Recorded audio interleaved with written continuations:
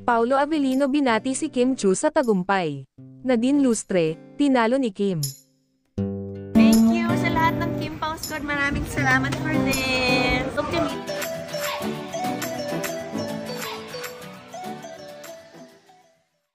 Grateful si Kim Chiu sa bago niyang international recognition na natanggap.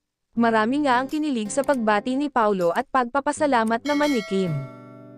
Siya lang ang tanging Filipino nominee sa Best Female Lead in a TV Program, Series category ng 2024, Contentation Awards para sa kanyang pagganap bilang Juliana sa phenomenal series na Linlang.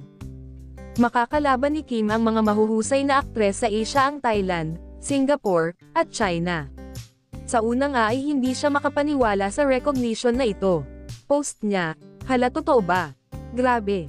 Thank you, Panginoon. Dito pa lang okay na." Sa mga sumunod na post ay nagpasalamat siya sa Dreamscape Entertainment at sa namayapang head nito na si Deo Endrinal. Marami ang kinilig sa pagbati sa kanya ng kanyang ka-love team na si Paulo Avellino na pinasalamatan niya sa kanyang reply. Doble ang good news ang natanggap ng kapamilya actress dahil siya naman ang inanunsyong winner sa Outstanding Asian Star, Philippines, sa Seoul International Drama Awards 2024, para pa rin sa seryeng Linlang. Tinalo niya sa nasabing category si Nadine Lustre. Samantala, todo effort ang fans ni Nadine Lustre para lang masungkit ng idolo nila ang Outstanding Asian Star Award, Philippines, sa Seoul International Drama Awards 2024. Pumapangalawa lang sa ranking ng online vote si Nadine. Mabilis ang pagtaas ng mga botong nakukuha ng aktres dahil na rin sa sipag at mga pakulo ng kanyang mga fans sa online world. Marami-rami ang mga kalaban ni Nadine sa nasabing kategorya.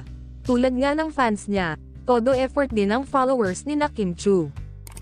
Samantala, naging emosyonal naman si Kim Chiu sa mga international recognition na natanggap niya.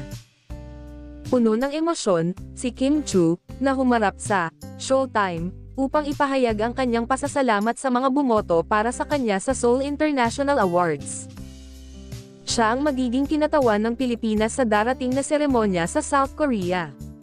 Ayon kay Kim, labis siyang naantig at hindi napigil ang maiyak sa mga papuri at suporta na natanggap niya mula sa kanyang mga tagahanga at kasamahan.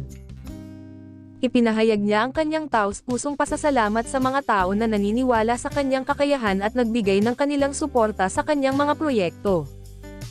Matapos ang kanyang tagumpay sa Seoul International Awards, muling nakatanggap si Kim ng nominasyon para sa Best Female Lead mula sa isang kilalang award-giving body, ang Content Asia Awards.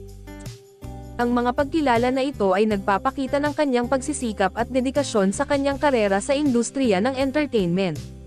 Ang kanyang kwento ay nagsisilbing inspirasyon na sa bawat paglalakbay, may mga pagkakataong darating na magpapatunay sa ating mga pagsisikap. Kaya't sa kanyang patuloy na paglalakbay sa mundo ng showbiz, inaasahan ng kanyang mga tagahanga ang mas marami pang tagumpay at pagkilala para kay Kim Chiu.